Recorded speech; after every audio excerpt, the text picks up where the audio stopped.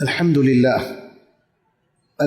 لله الذي نصر عباده المؤمنين ونشر دينه في مشارق الأرض ومغاربها وأظهره على الدين كله في العالمين وتكفل بالعز والتمكين لمن سار على نهجه وصراطه الحق المبين. وصلى الله وسلم على خاتم الأنبياء والمرسلين ومن سار على نهجه واتبع خطاه إلى يوم الدين. أما بعد، فيا أيها المسلمون، أوصيكم ونفسي بتقوى الله عز وجل، فاتقوا الله يا عباد الله، اتقوا الله في علنكم وسركم، اتقوا الله في أنفسكم وأولادكم وأزواجكم وعشيرتكم، اتقوا الله في إخوانكم وأخواتكم، في جميع شؤونكم، في بلادكم، في مجتمعكم.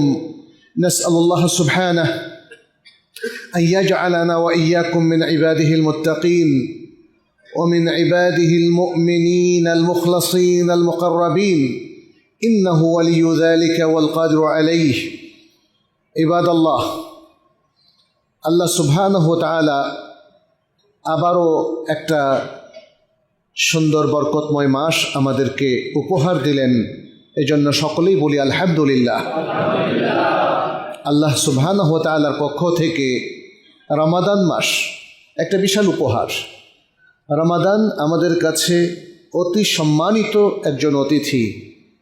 প্রতি বছরই আমাদের কাছে আসে, আমাদের জন্য উপঢৌকন নিয়ে আসে, অনেকগুলো উপঢৌকন, সিয়ামের উপঢৌকন, কিয়ামুল লাইল, সাদাকাহ, জাকাতুল ফিতর, ইতিকাফ, লাইলাতুল কদর, আল আশরুল আওয়াখির, এরকম আরও অসংখ্য ইবাদতের এক চমৎকার মৌসুম হল রমাদান।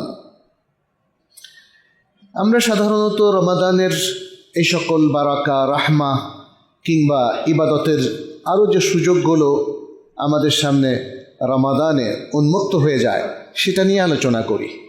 আজকে আমরা আলোচনা করব আরেকটা দিগন্ত উন্মোচন করে। রমাদানের আরেকটা বিশাল দিক আছে, আমাদের অনেকেই হয়তো জানেই না, খেয়ালও করে না। সেটা হচ্ছে রমাদান মাস মুসলিমদের বিজয়ের মাস, আল্লাহর পথে জিহাদ করার মাস। রমাদান মাসে মুসলিমরা নিজেদেরকে সকল অধপতন, ভুল, বিভ্রান্তি, অনৈক্য, বিবাদ, বিদ্বেষ, হানাহানি সব কিছু থেকে ঊর্ধ্বে উঠিয়ে তারা ঐক্যবদ্ধ হয় ইসলামের পক্ষে, মুসলিমদের পক্ষে। এবং তারই একটা স্বর্ণোজ্জ্বল ইতিহাস আমাদের কিন্তু আছে। অনেকগুলো যুদ্ধে নবী সাল্লাল্লাহু আলাইহি সাল্লাম এই রমাদানে অংশগ্রহণ করেছেন, তিনি পরিচালনা করেছিলেন এই যুদ্ধ, এবং সেই যুদ্ধে মুসলিমদের বিজয় গাথা রচিত হয়েছিল। আলহামদুলিল্লাহ। অতএব রমাদান শুধু উপবাস ব্রতের মাস না, রমাদান পানাহার না করে নির্জীব হয়ে ঘুমিয়ে থাকার মাস না, রমাদান আবারও জেগে ওঠার মাস, যুদ্ধে যাবার মাস, ইসলামের পথে জিহাদের মাস, আবারও নিজের মনোবলকে চাঙ্গা করার মাস, ঘুমিয়ে নষ্ট করার মাস নয়। একদিকে ইবাদত, অন্যদিকে সংগ্রাম, এ হচ্ছে রমাদান। সুবহানাল্লাহ। সেই ইতিহাসটা খুব সংক্ষেপে আজকের খুতবায় আপনাদের সামনে আমি তুলে ধরব, যে কিভাবে নবী সাল্লাল্লাহু আলাইহি সাল্লাম রমাদানকে প্রাণবন্ত করে তুলেছিলেন সংগ্রাম মুখর জিহাদ ফি সাবিলিল্লাহর মাধ্যমে। প্রথম যে যুদ্ধটি তিনি পরিচালনা করেছিলেন সেটিকে বলা হয় সারিয়াতু হামজা ইবনে আব্দুল মুত্তালিব রাদিয়াল্লাহু তাআলা আনহু। এটা হলো হিজরতের পর, যখন নবী সাল্লাল্লাহু আলাইহি সাল্লাম মদিনায় আগমন করলেন তার ৭ম মাসের মাথায়। আমরা জানি মক্কি জীবনে মুসলিমদের যেহেতু সংখ্যা লঘিষ্ঠ ছিল এবং কাফেরদের মধ্যে তারা বসবাস করত, অনেকটা অসহায়ভাবে শক্তিমত্তা তাদের ছিল না, ফলে যৌক্তিকভাবেই আল্লাহ সুবহানাহু ওয়া তাআলা তাদেরকে জেহাদের কোনো অনুমতি দেন নাই। অনুমতিটা তখনই হলো যখন মুসলিমরা নিজেদেরকে বিকশিত করার সুযোগ পেল, তারা শক্তিশালী হওয়ার সুযোগ পেল। কারণ এটাই পৃথিবীর নিয়ম। আপনি যুদ্ধ করে যদি ধ্বংস হয়ে যান তাহলে যুদ্ধ অর্থহীন। যুদ্ধ করে জেতার মতো সামর্থ্য যদি আপনার থাকে তাহলে আল্লাহর রহমতে এবং আল্লাহর নানামুখী নসরের মাধ্যমে আপনার সে বিজয় অর্জিত হবে, যেমনটি আমরা ইনশাআল্লাহ পরবর্তী আলোচনায় তুলে ধরব। এখানে নবী সাল্লাল্লাহু আলাইহি ওয়াসাল্লাম এই সারিয়াটা পাঠালেন। অল্প কয়েকজন সাহাবী তাদের নেতৃত্বে দিয়েছেন। হামজা বিন আব্দুল মুত্তালিব, তিনি নবী সাল্লাল্লাহু আলাইহি ওয়াসাল্লামের চাচা ছিলেন এবং কুরাইশদের বিখ্যাত বীর ছিলেন। কারণ কুরাইশরা সিরিয়া থেকে অনেক অস্ত্রশস্ত্র রসদ তারা মদিনার পাশ দিয়েই আনা নেওয়া করত। তাদের ইচ্ছা ছিল যে একটা সময় এসে মুসলিমদেরকে ধরা পৃষ্ঠ থেকে মিটিয়ে দেবে। ফলে মুসলিমরা যে এখন আর আগের মতো দুর্বল নয় সেটি প্রমাণ করার জন্য নবী সাল্লাল্লাহু আলাইহি সাল্লাম বিভিন্ন সময়ে বিভিন্ন সারিয়া ছোট ছোট সেনা দল পাঠাতেন জানান দেওয়ার জন্য যে না, মুসলিমরা এখন শক্তিশালী। তার মধ্যে এই সারিয়াটা তিনি পাঠিয়েছিলেন প্রথম রমাদানে, যখন তিনি হিজরত করলেন হিজরি প্রথম সালের রমাদানে। এবং রমাদানের প্রথম অভিযান এ হলো সারিয়াতু হামজা ইবনে আব্দুল মুত্তালিব। এরপরেই দ্বিতীয় রমাদানে যখন একদিকে সিয়াম ফরজ হলো, এর প্রথম রমাদান কিন্তু সিয়াম ফরজ হয় নাই, প্রথম হিজরি সালে। দ্বিতীয় হিজরি সালে সিয়াম ফরজ হলো এবং এই সময়ই আবার বদরের যুদ্ধের দামামা বেজে উঠল। অনেক লম্বা কাহিনী, আমরা সে লম্বা কাহিনী এখানে বর্ণনা করব না। আল কোরআনে আল্লাহ সুবহানাহু ওয়া তাআলা যেই ঘটনার বিবরণ দিয়েছেন তার কিছু বর্ণনা আমরা এখানে উল্লেখ করব, আর বদর যুদ্ধের সামান্য কিছু পটভূমি এবং তার ফলাফল বলে আমরা এখানে শেষ করব। নবী সাল্লাল্লাহু আলাইহি ওয়াসাল্লাম যখন দেখলেন কুরাইশরা দিন দিন মুসলিমদের বিরুদ্ধে প্রস্তুতি নিচ্ছে, আবু সুফিয়ানের নেতৃত্বে প্রায়শই তারা তাদের ব্যবসায়িক দল সিরিয়াতে পাঠায়, সেখান থেকে অস্ত্র এবং আরও অন্যান্য রসদ তারা জোগাড় করতে থাকে। এমনি একবার তারা বিপুল পরিমাণ অস্ত্র নিয়ে, যেটা মুসলিমদের বিরুদ্ধে ব্যবহৃত হবে, তারা মক্কার দিকে ফিরছিল। সেটি নবী সাল্লাল্লাহু আলাইহি সাল্লামের কাছে তথ্য সরবরাহ করা হলো। নবী সাল্লাল্লাহু আলাইহি সাল্লাম তখন সেই ঈর, এটাকে বলা হয় ঈরে কুরাইশ, তাদেরকে মোকাবেলা করার জন্যে তিনি মদিনা থেকে মাত্র 314 জন পুরুষ সাহাবীদেরকে নিয়ে অল্প কটা ঘোড়া এবং উট নিয়ে তিনি যাত্রা করলেন। আবু সুফিয়ান ছিলেন খুবই বুদ্ধিমান। তিনি তখন তো কুরাইশ দলের অন্যতম সর্দার, ইসলাম গ্রহণ করেননি। তিনি যেহেতু তারা সবসময় যুদ্ধ এলাকায় বসবাস করেন, তিনিও টের পেয়ে গেলেন যে মদিনা থেকে তাদের বিরুদ্ধে একদল সেনা মুহাম্মদ সাল্লাল্লাহু আলাইহি সাল্লামের নেতৃত্বে আসছে, ধেয়ে আসছেন। তখন তিনি তার পথ পরিবর্তন করে খুব দ্রুত তিনি মক্কায় পৌঁছে গেলেন এবং মক্কাবাসীকে তিনি জানালেন যে আমাদেরকে আক্রমণ করার জন্য মুহাম্মদ সাল্লাল্লাহু আলাইহি সাল্লাম সেনাদল নিয়ে অগ্রসর হচ্ছেন, অতএব খুব দ্রুত তাদের মোকাবেলা করতে হবে। তখন আবু জাহাল সহ মক্কার কুরাইশরা খুব দ্রুত 1000 পুরুষ সেনাদল নিয়ে তারা অগ্রসর হতে থাকে ঠিক লোহিত সাগরের সেই তীর ধরে, এবং আস্তে আস্তে দুই দল তারা মুখোমুখি হয় বদর প্রান্তরে। এর মধ্যে আর অনেক ঘটনা আছে। নবী সাল্লাল্লাহু আলাইহি ওয়াসাল্লামের দোয়ার বিষয়টা আছে, আল্লাহর কাছে তিনি হাত তুলে কী দোয়া করেছিলেন ইত্যাদি। এবং জায়গা চয়নের বিষয়টাও যখন আসলো তখন নবী সাল্লাল্লাহু আলাইহি ওয়াসাল্লাম তারা প্রথমে নিচের জায়গাটা চয়ন করলেন, কিন্তু পরবর্তীতে আলাপ আলোচনার প্রেক্ষিতে তারা সুবিধাজনক স্থানে বদরে আগেই পৌঁছে গেছেন। এরপরে নিচের জায়গাটা খারাপ ছিল না, কিন্তু বৃষ্টি হলে ওটা খারাপ। আল্লাহ সুবহানাহু ওয়া তাআলার পক্ষ থেকে বৃষ্টির মাধ্যমে নিচের জায়গা যেখানে কাফিররা সমবেত হয়েছিল তাদের কিন্তু প্রথম অবস্থাতেই তারা কিন্তু নেগেটিভ অবস্থানে চলে গেল।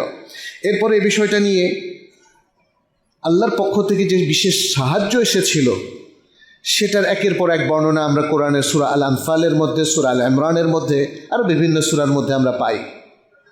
এখানে একটা বিষয় দেখেন, রমাদানে যখন নবী সাল্লাল্লাহু আলাইহি ওয়াসাল্লাম যুদ্ধের পরিপূর্ণ যুদ্ধের ঘোষণা প্রথমে ছিল না, জাস্ট কুরাইশদেরকে মোকাবেলা করার প্রস্তুতি নিয়ে তিনি এসেছেন, এটা পুরো পরিপূর্ণ যুদ্ধের প্রস্তুতি ছিল না।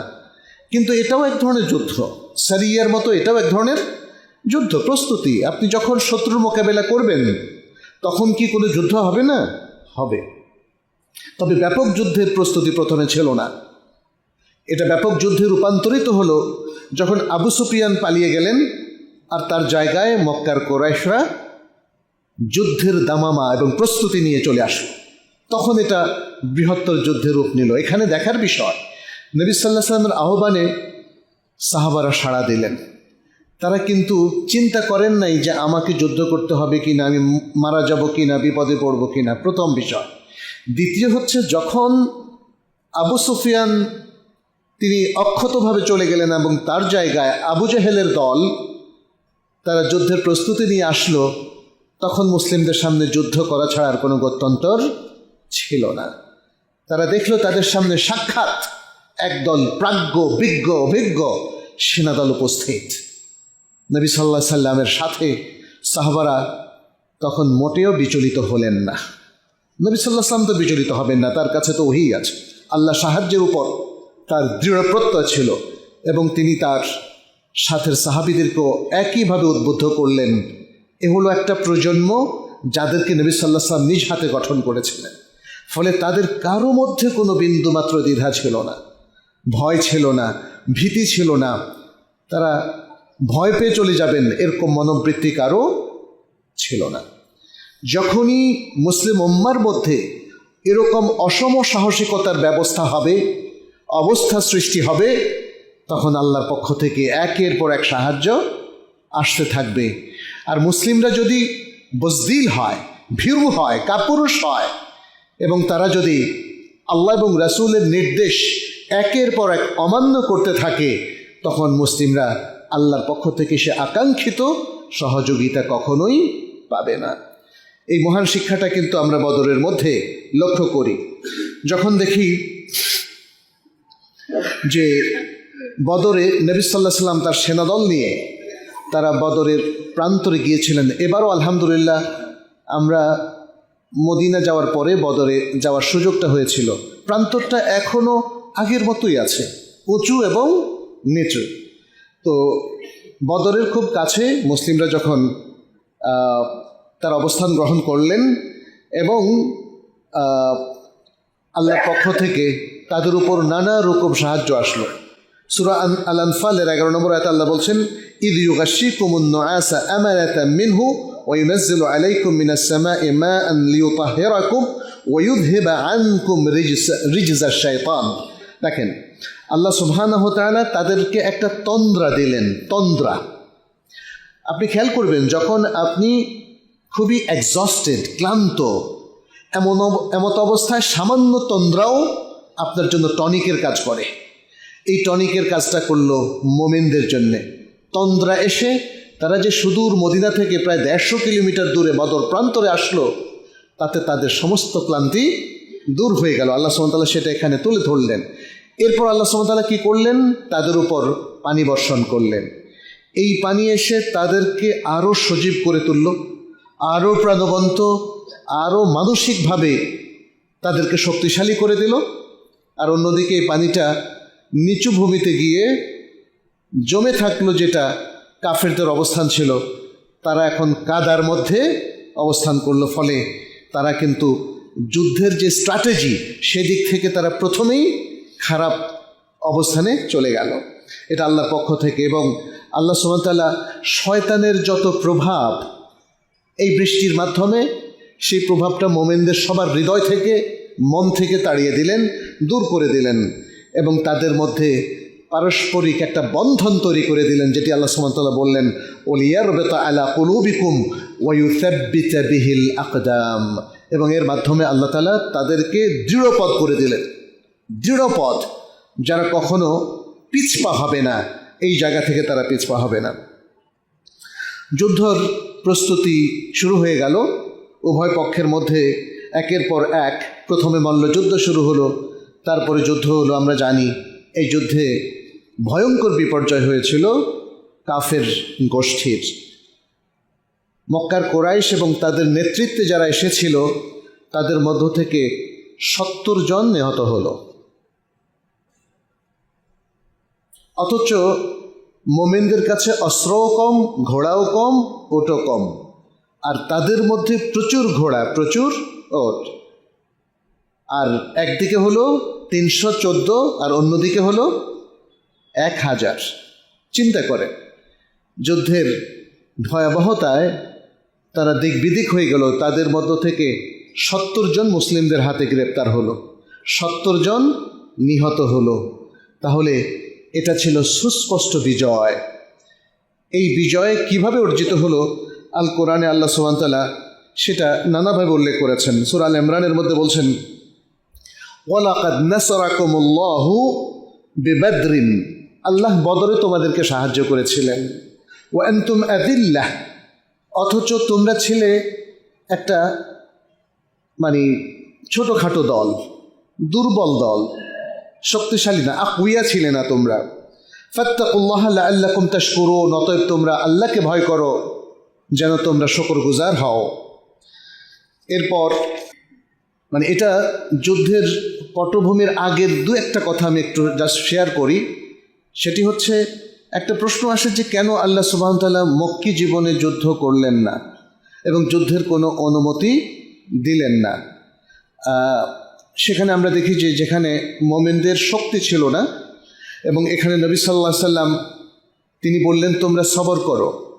কারণ মক্কার মধ্যে মানুষ যখন প্রহৃত হচ্ছিল, তাদেরকে নানা রকম নির্যাতন করা হচ্ছিল, স্বয়ং নবী সাল্লাল্লাহু আলাইহি সাল্লামের উপর উটের বিষটা চাপিয়ে দেওয়া হচ্ছিল। তারপরেও মোমিনরা অম্লান মদনে নীরবে সেটাকে সহ্য করছিলেন। অনেক সাহাবী এসে বললেন ইয়া রাসূলুল্লাহ, আমাদেরকে জিহাদের অনুমতি দেন। তখন তিনি বলছেন ইসবিরু ইন্নী লাম উমার বিল কিতাল, তোমরা সবর করো, আমাকে এখনো যুদ্ধের নির্দেশনা দেওয়া হয় নাই।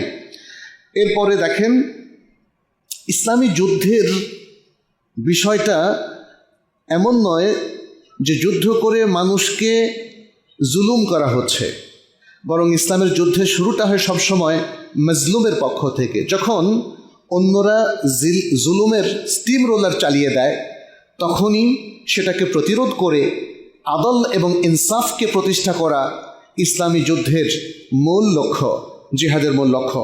সেটি সূরা আল হজ্জের মধ্যে আল্লাহ সুবহানাহু ওয়া তাআলা তুলে ধরেছেন উযিনা লিল্লাযীনা ইউকাতালুনা বিআন্নাহুম যুলিমু, যাদেরকে আক্রমণ করা হচ্ছে, যাদেরকে আক্রান্ত করা হচ্ছে, যাদের বিরুদ্ধে যুদ্ধ পরিচালনা করা হচ্ছে, তাদেরকে এখন যুদ্ধের অনুমতি দেওয়া হলো। কেন? বিআন্নাহুম যুলিমু, কারণ তাদের প্রতি জুলুম করা হয়েছে।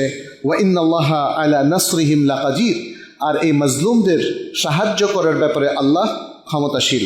আল্লাযীনা উখরিজু মিন দিয়ারিহিম বিগাইরি হক, যাদেরকে অন্যায়ভাবে তাদের গৃহ থেকে বের করে দেওয়া হয়েছে, যেমন হিজরতের সময়, ইল্লা আন ইয়াকুলু রব্বুনাল্লাহ, শুধু এই কারণে তারা বলেছিল আমাদের রব আল্লাহ।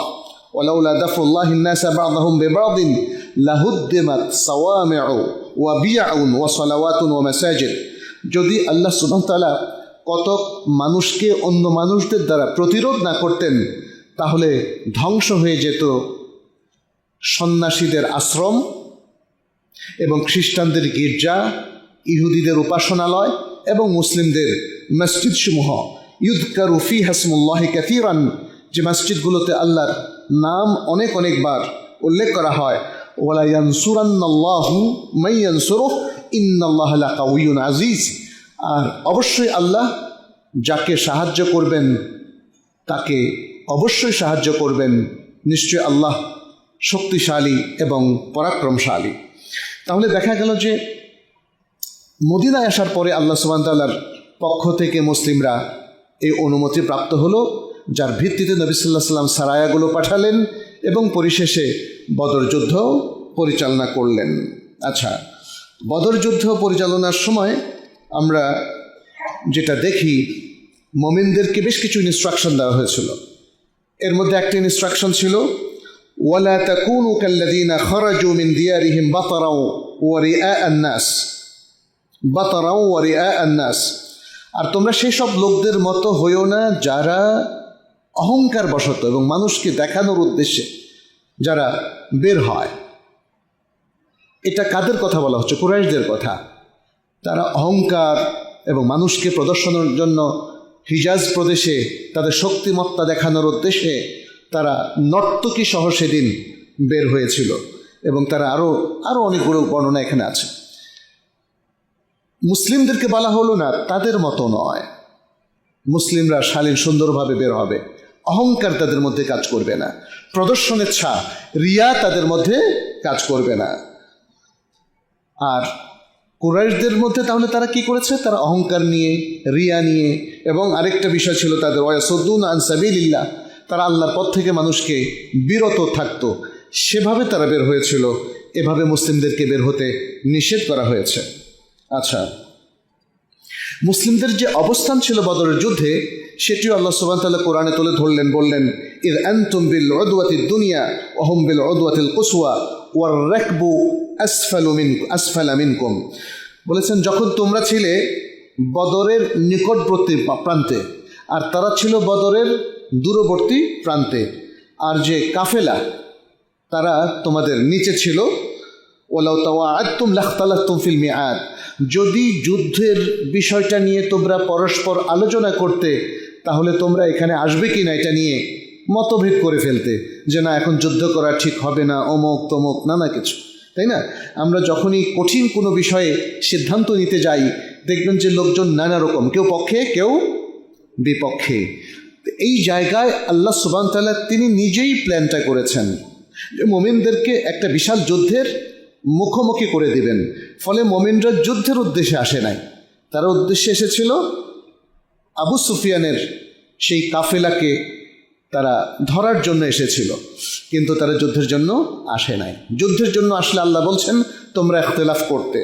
তারপর কি হলো? ওয়ালাকিন লিয়াকদিয়াল্লাহু আমরান কানা মাফউলা, কিন্তু এটা ছিল হওয়ার একটা বিষয় যেটা আল্লাহ তাআলা নিজেই সুসম্পন্ন করে দিলেন।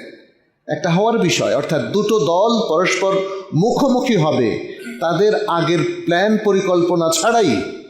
তাহলে এটা ছিল আল্লাহর প্ল্যান, যেটা তিনি সুসম্পন্ন অবশ্যই করবেন। লিয়াহলিকা মান হালাকা আন বাইয়িনাহ, যাতে যারা ধ্বংস হওয়ার তারা ধ্বংস হয়ে যায় প্রমাণ আসার পরে, ওয়াইয়াহিয়া মান হাইয়া আন বাইয়িনাহ, এবং যারা জীবিত থাকার তারা জীবিত থাকে প্রমাণ এসে যাওয়ার পরে। প্রমাণটা কি এখানে? ওয়াহি, আল্লাহর পক্ষ থেকে ওয়াহি এসে যাওয়ার পরে। ওয়া ইন্নাল্লাহা লাসামিউন আলিম, আর নিশ্চয়ই আল্লাহ সুবহানাহু ওয়া তাআলা সর্বশ্রোতা এবং সর্বজ্ঞানী। এখানে তাহলে যুদ্ধের যে অবস্থা আমরা শুনলাম, তাতে দেখলাম যে মুসলিমদের সংখ্যা কম থাকার পরেও, বাহ্যিকভাবে যুদ্ধের প্রস্তুতির দিক থেকে তারা দুর্বল হওয়ার পরেও চূড়ান্ত বিজয় মুসলিমদেরই হয়েছিল। এই চূড়ান্ত বিজয় দিলেন কে? আল্লাহ সুবহানাহু ওয়া তাআলা। সে কথাও তিনি উল্লেখ করলেন সূরাতুল আনফালের মধ্যে, বলছেন, ওয়াইদ ইয়াইদুকুমুল্লাহু ইহদা তাইফাতাইন আন্নাহা লাকুম ওয়া তাওয়াদ্দুনা আন্না গায়রা যাতিশ শাওকাতি তাকুনু লাকুম ওয়া ইরিদুল্লাহু আন ইউহিক্কাল হাক্কা বিকালিমাতিহি ওয়া ইয়াকতা দাবিরাল কাফিরিন। বলছেন, যখন আল্লাহ সুবহানাহু ওয়া তাআলা তোমাদেরকে দুটো দলের যে কোনো একটা দলের ওয়াদা করলেন, একটা দল ছিল আবু সুফিয়ানের আর একটা দল ছিল আবু জাহেলের, সেই যুদ্ধ করার উদ্দেশ্যে যারা এসেছিল, আন্নাহা লাকুম, যে একটা দল হবে তোমাদের জন্য, তোমরা একটা দলের বিরুদ্ধে বিজয় লাভ করবে, কিন্তু তোমরা চাচ্ছিলে ওয়া তাওয়াদ্দুনা আন্না গায়রা যাতিশ শাওকাতি তাকুনু লাকুম, যারা যুদ্ধের জন্য এসছে এদের ব্যতীত অন্য দলটা তোমাদের জন্য হবে, অর্থাৎ বাণিজ্য দলটা তোমাদের জন্য হবে, আবু সুফিয়ান দল, এটা তোমরা চাচ্ছিলে। হ্যাঁ, ওয়া ইউরিদুল্লাহু আন ইউহিক্কাল হাক্কা বিকালিমাতিহি, কিন্তু আল্লাহ চাচ্ছিলেন হককে প্রতিষ্ঠা করতে তার কালিমা, তার বাণী দ্বারা। ফলে তিনি যারা জাতুস শৌকা, অস্ত্রধারী যারা, আল্লাহ তাদের মুখোমুখি তোমাদেরকে করে দিলেন। এবং আল্লাহ চাচ্ছিলেন কাফিরদের গোড়া কেটে দেবেন, এবং তিনি গোড়া কেটে দিয়েছিলেন বদরের যুদ্ধে। আচ্ছা, তাহলে এই যুদ্ধে আমরা আরও লক্ষ্য করি যে আল্লাহ সুবহানাহু ওয়া তাআলা তিনি মুসলিমদেরকে ফেরেশতা দিয়ে সাহায্য করেছেন।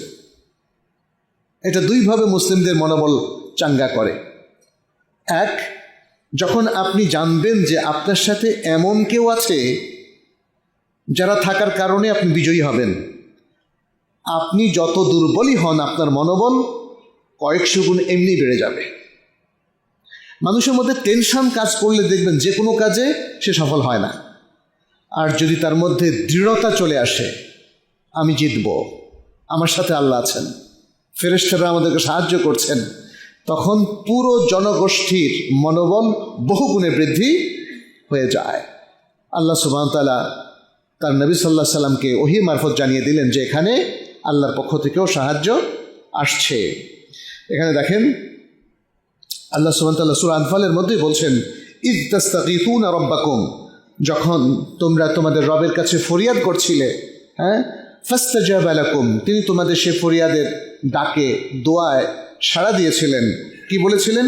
ইন্নী মুমিদ্দুকুম বিআলফিম মিনাল মালাইকাতি মুরদিফিন, যে আমি তোমাদেরকে সাহায্য করব অবশ্যই 1000 ফেরেশতা দিয়ে, যারা একের পর এক আসতে থাকবেন, তাহলে তোমাদের বিজয়ে আর কোনো সমস্যা হবে না। আচ্ছা, তাহলে এটা হলো সেই যুদ্ধ, যেই যুদ্ধে আমরা দেখতে পাচ্ছি একদিকে আল্লাহর শত্রুরা ছিল, অন্যদিকে আল্লাহর কিছু বান্দা যারা আল্লাহর ওয়ালি, নবী সাল্লাল্লাহু আলাইহি ওয়াসাল্লামের সাহাবা, এবং তাদের সাথে ফেরেশতারা মিলে যুদ্ধ করেছিল। ফলে এই যুদ্ধে আল্লাহ সুবহানাহু ওয়া তাআলা মুমিনদেরকে বিজয় দান করেছেন। যে কোনো হিসাবে এই যুদ্ধে মুমিনদেরই বিজয় হওয়ার কথা। প্রথমত তারা আল্লাহর পক্ষ থেকে তার সাহায্যপ্রাপ্ত হয়েছে। আল্লাহ তার নির্দেশ মানাকে তাকে সাহায্য করা হিসাবে উল্লেখ করেন। যেমন তিনি বলেছেন কি, ইন তানসুরুল্লাহা ইয়ানসুরকুম ওয়া ইউসাব্বিত আকদামাকুম, যদি তোমরা আল্লাহকে সাহায্য করো।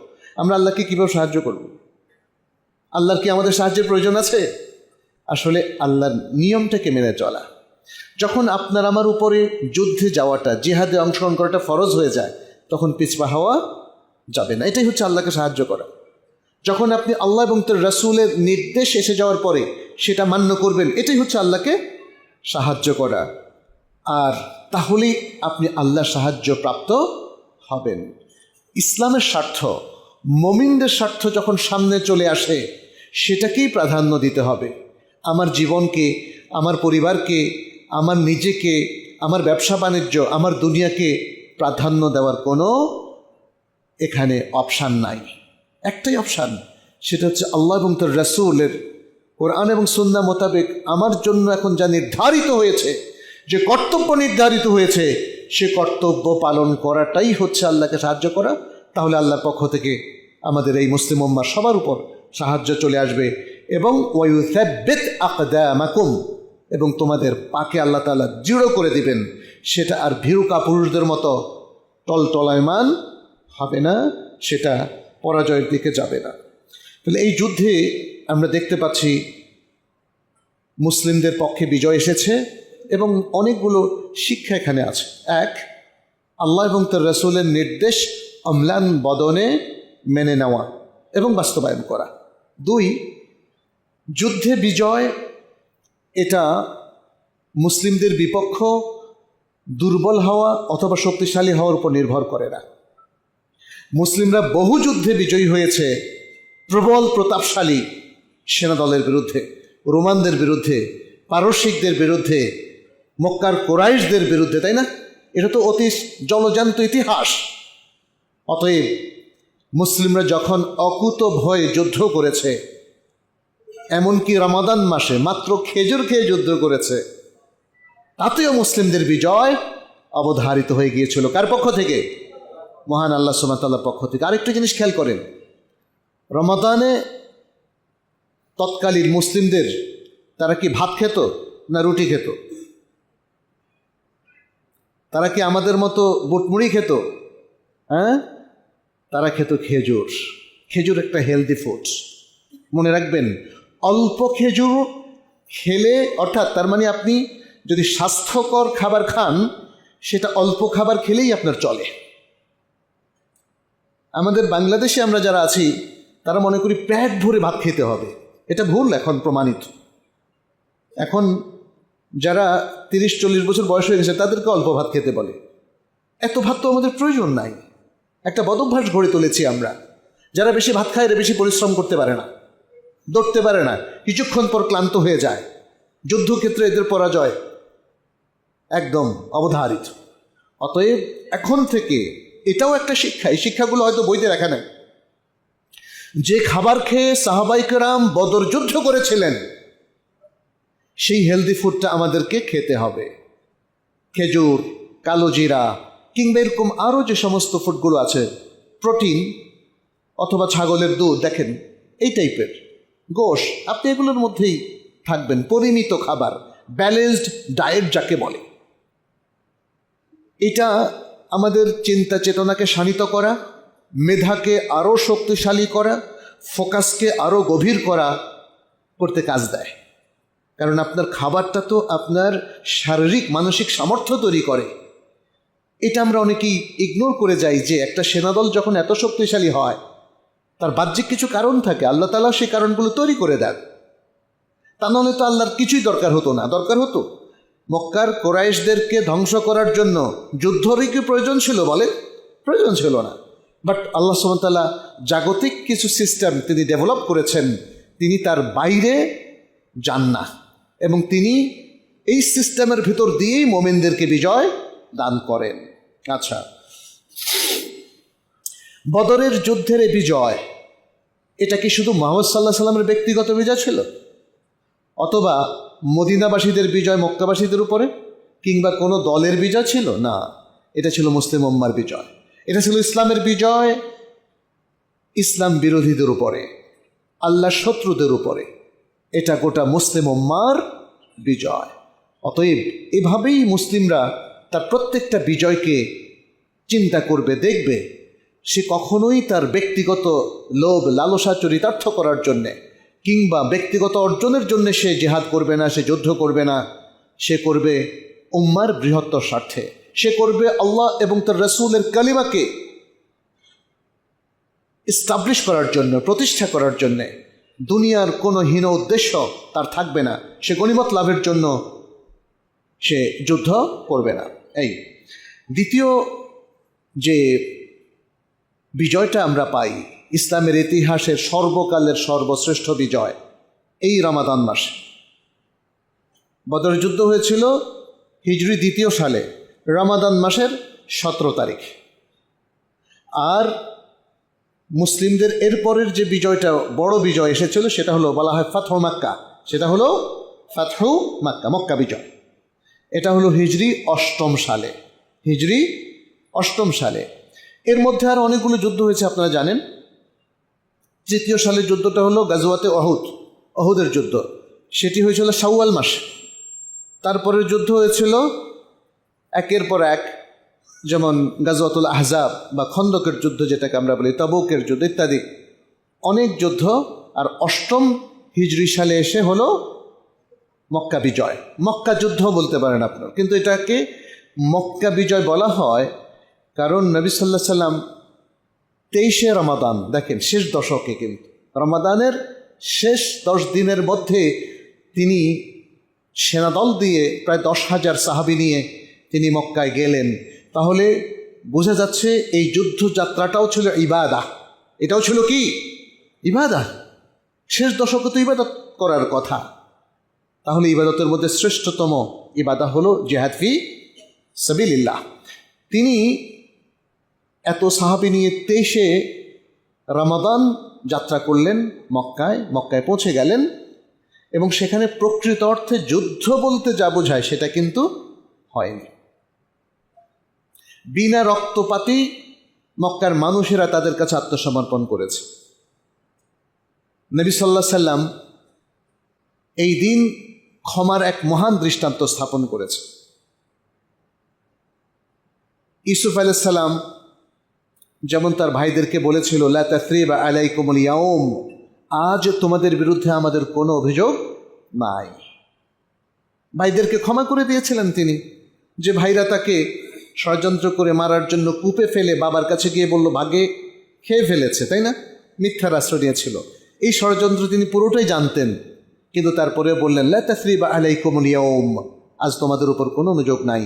নবী সাল্লাল্লাহু আলাইহি ওয়াসাল্লাম সেই ইউসুফ আলাইহিস সালামের কথা মক্কাবাসীকে শোনালেন, লা তাসরিবা আলাইকুমুল ইয়াউম আনতুমুত তুলাকা, আজকে তোমাদেরকে মুক্ত করে দেওয়া হলো। সুবহানাল্লাহ।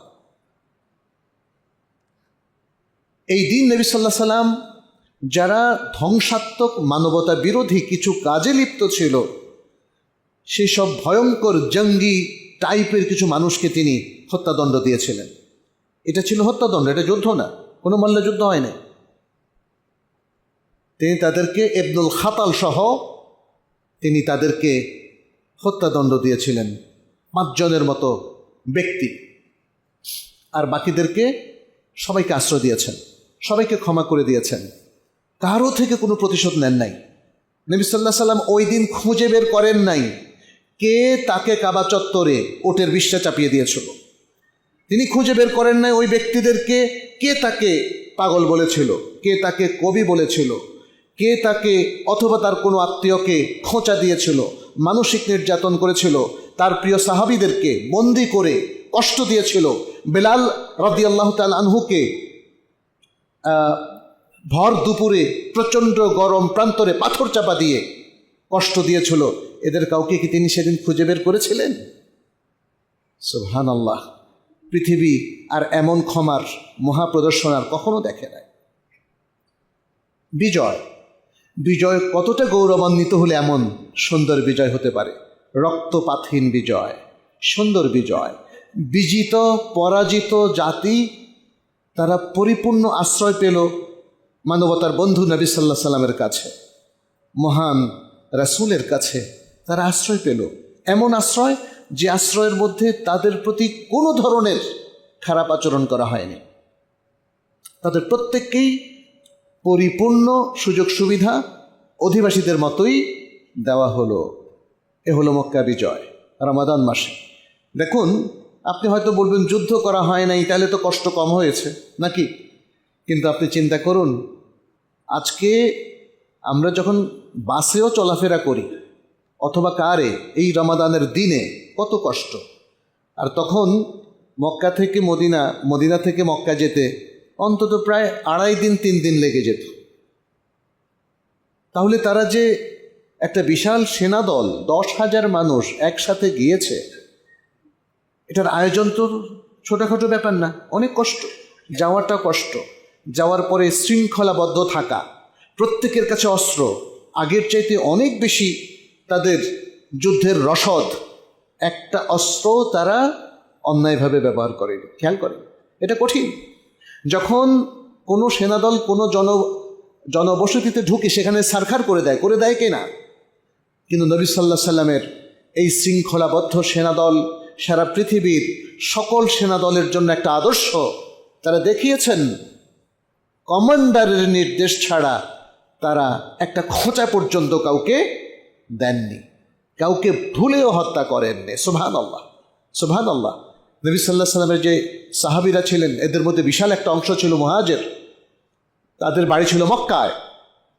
মক্কা থেকে তাদেরকে বের করে দেওয়া হয়েছে, নির্যাতন করে বের করে দেওয়া হয়েছে। এরকম লোকের সংখ্যা তো কম না যারা আজকে যুদ্ধে এসেছে, কিন্তু তাদের মধ্যে কোনো রিয়াকশান নাই, তাদের মধ্যে কোনো নেগেটিভ অ্যাপ্রোচ নাই, তাদের মধ্যে কোনো রকম প্রতিশোধী স্পৃহা নাই। তাহলে নিয়ন্ত্রণ করলো কে তাদেরকে? আল্লাহ তাআলা তো স্বাভাবিকভাবে যে মন থেকে তাদের প্রতিশোধী স্পৃহা উঠিয়ে নিয়েছেন, এইভাবে আল্লাহ নিয়ন্ত্রণ করেন নাই। তাদেরকে নিয়ন্ত্রণ করা হয়েছে তারবিয়াতের মাধ্যমে। তারবিয়াত, নবী সাল্লাল্লাহু আলাইহি সাল্লাম তাদেরকে যে তারবিয়াতটা দিয়েছিলেন, যে এডুকেশনটা দিয়েছিলেন, যে শিক্ষা এবং প্রশিক্ষণটা দিয়েছিলেন, তাতে একটা চমৎকার জেনারেশন গড়ে উঠেছে যারা নিজেদেরকে সংযত করতে জানে, যারা ঈমান এবং তাকওয়ার পথে চলে, যারা কখনোই কারোর প্রতি অন্যায় জুলুম করে না, অন্যায় জুলুমকে বরদাস্ত করে না, যারা ক্ষমা করার তারবিয়াত পেয়েছে, যারা সহনশীলতার তারবিয়াত পেয়েছে, যাদের মধ্যে সিম্প্যাথি ইম্প্যাথি সমভাবে কাজ করছে, নবী সাল্লাল্লাহু আলাইহি সাল্লামের নির্দেশে তারা প্রশান্ত শান্তিপূর্ণ একটা সেনা দলে পরিণত হয়েছে। এবং শুধু তাই না, তারা তাদের চিরশত্রু মানুষগুলোকে সুযোগ করে দিয়েছে তাদের আশ্রয় চলে আসার এবং তাদেরকে ইসলামে দাখিল হওয়ার একটা চমৎকার সুযোগ তারা করে দিয়েছে। ফলে দেখেন আল্লাহ সুবহানাহু ওয়া তাআলা এই দৃশ্যটাই তো সূরাতুন নসরের মধ্যে উল্লেখ করলেন, ইযা জাআ নাসরুল্লাহি ওয়াল ফাতহ ওয়া রাআইতান নাসা ইয়াদখুলুনা ফি দীনিল্লাহি আফওয়াজা। যখন আল্লাহর সাহায্য এবং বিজয় চলে আসবে আর তোমরা মানুষদেরকে দেখবে যে তারা দলে দলে দ্বীনে প্রবেশ করছে। বলুন তো, দলে দলে তারা দ্বীনে প্রবেশ কেন করলো? কারণ তারা নবী সাল্লাল্লাহু আলাইহি ওয়াসাল্লামের মাহাত্ম্য দেখেছে। মাহাত্ম্য দেখেছে নবী সাল্লাল্লাহু আলাইহি ওয়াসাল্লামের সাহাবাই কেরামের। তারা ক্ষমা দেখেছে, যেটার প্রত্যাশা তারা করে নাই, এতটা আশা তারা করে নাই যে তাদের এত দিনের অন্যায় জুলুম অবিচারের এত সুন্দর প্রতিদান হতে পারে, এটা তারা স্বপ্নেও কল্পনা করেনি। তারা অভিভূত, তারা আল্লাহর রাসূল সাল্লাল্লাহু আলাইহি সাল্লামের আখলাকে মুগ্ধ। ফলে তারা দলে দলে ইসলামে প্রবেশ করতে শুরু করলো। নবী সাল্লাল্লাহু আলাইহি সাল্লাম তো সে মহান রাসূল, আল্লাহর বান্দা, যাকে আল্লাহ সুবহানাহু ওয়া তাআলা বলেছেন ওয়া ইন্নাকা লাআলা খুলুকিন আযীম, নিশ্চয় আপনি মহান চরিত্রের উপর অধিষ্ঠিত। সম্মানিত উপস্থিতি, এটাও ছিল রমাদান মাস। তাহলে রমাদান মাস আমাদেরকে আত্মনিয়ন্ত্রণের শিক্ষাটা দেয়। মক্কা বিজয়ের মধ্যে অসংখ্য শিক্ষা আছে। ক্ষমাটা হলো মোমেনের সবচেয়ে বড় বৈশিষ্ট্য। ক্ষমার মাধ্যমে যুদ্ধের পরিস্থিতি এড়ানো যায়। ক্ষমার মাধ্যমে যে কোনো লাগালাগি, হানাহানি, মারামারি এবং রক্তপাতের অবস্থান এটা এড়িয়ে যাওয়া যায়। ক্ষমার মাধ্যমে মানুষকে কাছে পাওয়া যায়। ক্ষমার মাধ্যমে মানুষের মধ্যে সম্প্রীতি, ভালোবাসা গড়ে ওঠে। এই মহান শিক্ষাগুলো আল্লাহ সুবহানাহু ওয়া তাআলা মক্কা বিজয়ের দিনে আমাদের সামনে, বিশ্ববাসীর সামনে উপস্থাপন করেছেন। বিশ্ববাসীকে আহ্বান জানিয়েছেন শান্তিপূর্ণ চমৎকার বিশ্ব যেন তারা স্থাপন করে, যেন তারা জাতিতে জাতিতে বিভেদ না লাগায়, যেন তারা যুদ্ধ বাজ না হয়, যেন তারা অন্যায় জুলুমের স্টিম রোলার জনগণের উপর না চালায়। এই মহান শিক্ষাগুলো নবী সাল্লাল্লাহু আলাইহি সাল্লাম এই মক্কা বিজয়ের দিনে শুধু মুসলিম উম্মাকে নয়, বরং গোটা মানব জাতিকে দিয়েছেন। আমরা এরপর দেখি যে ইসলামের ইতিহাসে আরও অনেকগুলো বিজয় এই রমাদানে হয়েছিল। আমি একটা একটা করে বলছি, কারণ সময় আজকে আমাদেরকে পারমিট করছে না সবগুলোর উপর আলোচনা করার। তাহলে বদরের যুদ্ধ, মক্কা বিজয়ের পরে আরেকটা হলো ওয়াকআতুল বুয়াইব, আরেকটা ছোট যুদ্ধ আল বুয়াইব নামে। এটিও আবু বকর রাদিয়াল্লাহু তাআলার মৃত্যুর পরে ওমর ইবনুল খাত্তাব রাদিয়াল্লাহু তাআলা আনহুর সময় এটা হয়েছিল। এটা ইরাক বিজয়ের সময়। আরেকটা হলো আন-নাওবাহ, ফাতহুন নাওবাহ, আন-নাওবাহ বিজয়। আরেকটা বিখ্যাত বিজয় সেটি হলো ফাতহুল আন্দোলুস, স্পেন বিজয়। কখন হয়েছিল? এই রমাদান মাসে। রমাদান মাসে তারেক বিন জিয়াদ সহ আরও অনেক সুন্দর সুন্দর ঘটনা এখানে আছে। বেশ কিছু বিজয় মুসলিমদের ইউরোপে হয়েছিল, সেটি রমাদান মাসে। এর মধ্যে মুসলিমরা যখন ফ্রান্স বিজয় করে সেটাও রমাদান মাসে। বালাত সোহাদা, এটাকে বলা হয় মাআরিকাতু বালাত সোহাদা, এই রমাদান মাসে। ফিতনাতুল খারমিয়া, যেটাকে খুরমাদিনিয়া বলা হতো, একটা গ্রুপকে, তাদের সাথে যে যুদ্ধ হয়েছিল সেটিও রমাদান মাসে। ফাতহু আমুরিয়া, আমুরিয়া বিজয়, এটিও রমাদান মাসে হয়েছিল। ফাতহু হারেম, হারেম বিজয়, এটিও রমাদান মাসে হয়েছিল। এবং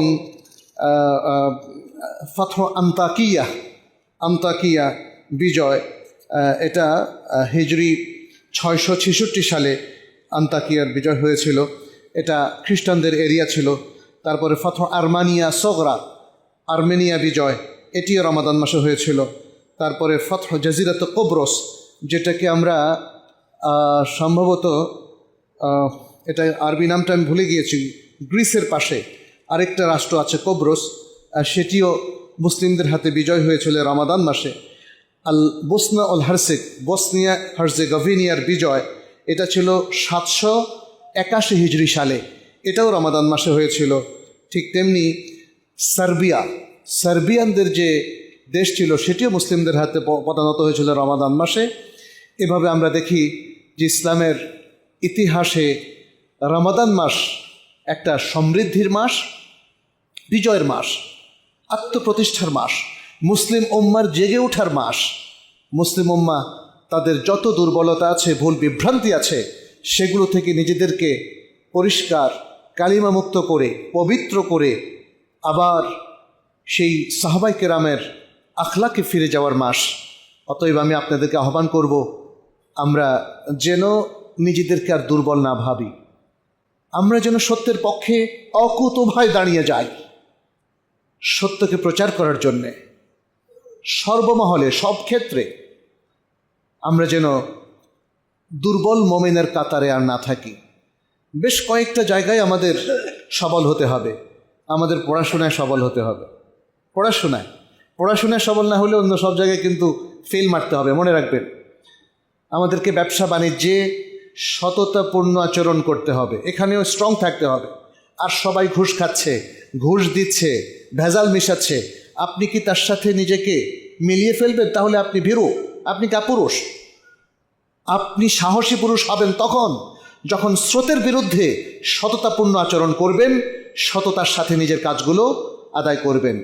আপনি যখন প্রশাসনে থাকেন, আপনাকেও সৎ থাকতে হবে। প্রশাসনের আর সকল নষ্ট হয়ে গেছে, দুর্নীতি করছে, আপনিও কি করবেন?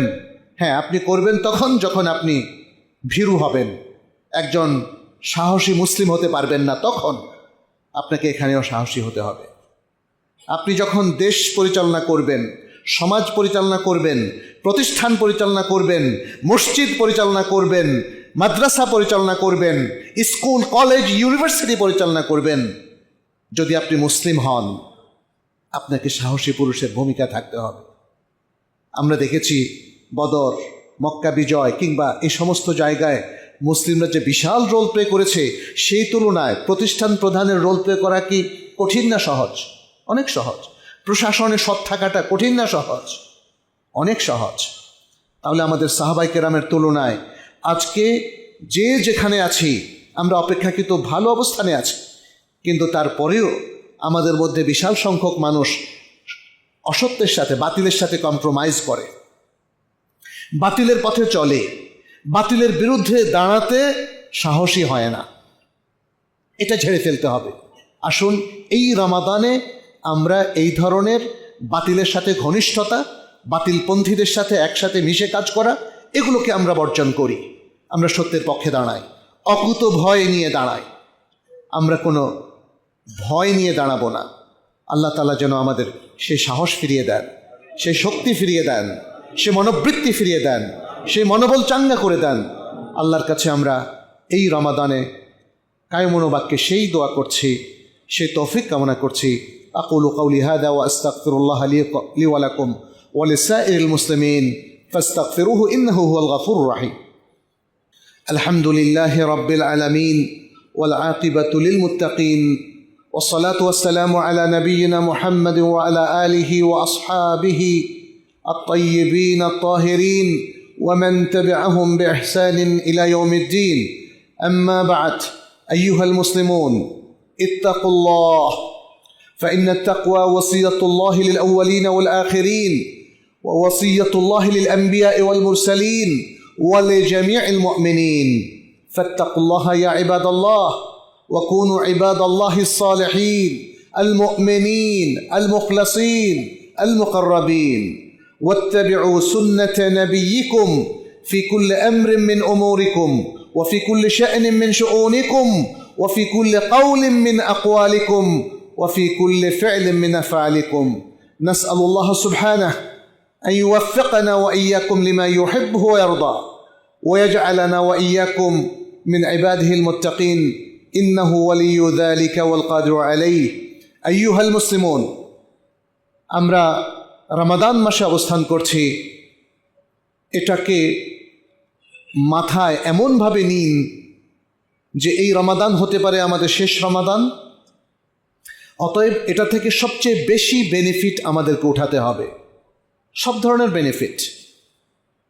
এখানে আল্লাহ সুবহানাহু ওয়া তাআলা ইবাদতের যে সুন্দর স্কোপগুলো, সুযোগগুলো রেখে দিয়েছেন, প্রত্যেকটা সুযোগ আপনারা যথাসম্ভব সর্বাত্মকভাবে অর্জন করার চেষ্টা করবেন। দিন চলে যাচ্ছে, আজকে নবম রমাদান, তাই না? তাহলে 8 দিন চলে গেল। কতটুকু কাজ হয়েছে বলেন তো? কোরআন কতটুকু বুঝে পড়েছে? কোরআন তেলাওয়াত যাদের অশুদ্ধ তারা কি শুদ্ধ করতে পেরেছে কিনা? মানুষের অধিকার কি রক্ষা করেছি? মানুষের পাওনাগুলো কি শোধ করেছি? কাউকে কষ্ট দিয়ে থাকলে তার কাছ থেকে কি ক্ষমা নিয়েছি? কারো অধিকার ক্ষুণ্ণ করলে কি তার অধিকার ফেরত দিয়েছি? আমি কি মানুষ হিসাবে আমার পরিবারভুক্ত কিংবা প্রতিবেশী অথবা অন্য কোনো মানুষের অধিকার কি নষ্ট করেছে? একটু ভেবে দেখতে হবে। আপনি শুধু জেহাদ করলে তো হবে না, জেহাদের আগে ভালো মানুষ তো হতে হবে। আপনি এই যে একটা সংগ্রাম মুখর জীবন, বৃহত্তর জেহাদ হচ্ছে যুদ্ধের ময়দানে জেহাদ, কিন্তু আমাদের যে জীবন এটাও একটা যুদ্ধ, এটাকে বলা হয় জীবন যুদ্ধ। এটাকে বলা হয় জীবন যুদ্ধ। এখানেও প্রতিনিয়ত সংগ্রাম করেই আমাদেরকে আগতে হয়।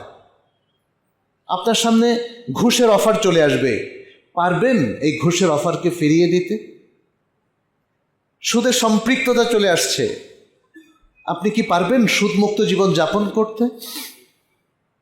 ব্যবসায়িক লেনদেনে হারাম পদ্ধতির মাধ্যমে বিশাল একটা প্রফিট করার সুযোগ এসেছে, পারবেন কি সেই প্রফিটের লোভ সংবরণ করে সততার মধ্যে থেকে অল্প প্রফিটে সন্তুষ্ট থাকা?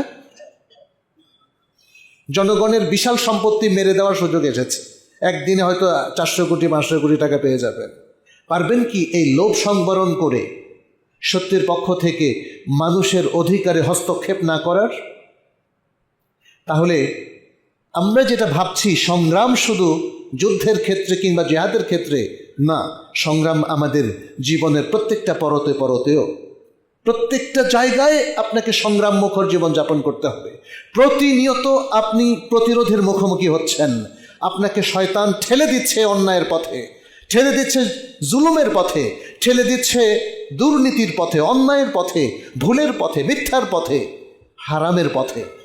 পারছেন কি প্রতিরোধ করে নিজেকে সত্যের পথে টিকিয়ে রাখতে? এক মহাযুদ্ধ। সম্মানিত মুসলিম ভাই বোনেরা, এই যুদ্ধে যদি কোনো মুসলিম পরাজিত হয় তাহলে তার উঠে দাঁড়ানোর আর কোনো সুযোগ নেই। জীবন যুদ্ধে যারা পরাজিত হবে, যারা সত্যের পক্ষে দাঁড়াতে পারবে না, যারা সত্যের পক্ষে থাকতে পারবে না, যারা জীবনের প্রত্যেকটা ক্ষেত্রে বাতিলের সাথে কম্প্রোমাইজ করে, তাহলে সে হবে পরাজিত মানুষ। তার মাধ্যমে অবশ্যই ইসলামের বিজয় গাথা রচিত হবে না। অতএব আপনি আপনার সকল মেধা, সকল অর্থ, সকল সামর্থ্য আপনি ইসলামের পক্ষে ব্যয় করতে হবে, সত্যের পক্ষে ব্যয় করতে হবে, সততার পক্ষে ব্যয় করতে হবে, মানুষের অধিকার সংরক্ষণের পক্ষে ব্যয় করতে হবে, আল্লাহ এবং তার রাসূলের ইতাআত এবং আনুগত্যের পক্ষে ব্যয় করতে হবে। তাহলেই সত্যিকারের একটা মুসলিম প্রজন্ম তৈরি হতে পারে।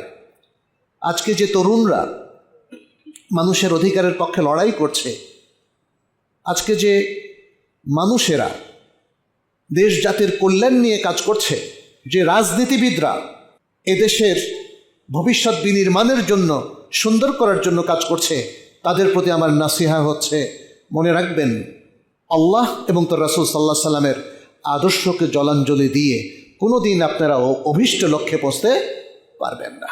মুসলিমদের বিজয় গাথা রচিত হবে কোরআন সুন্নাহর ভিত্তিতে।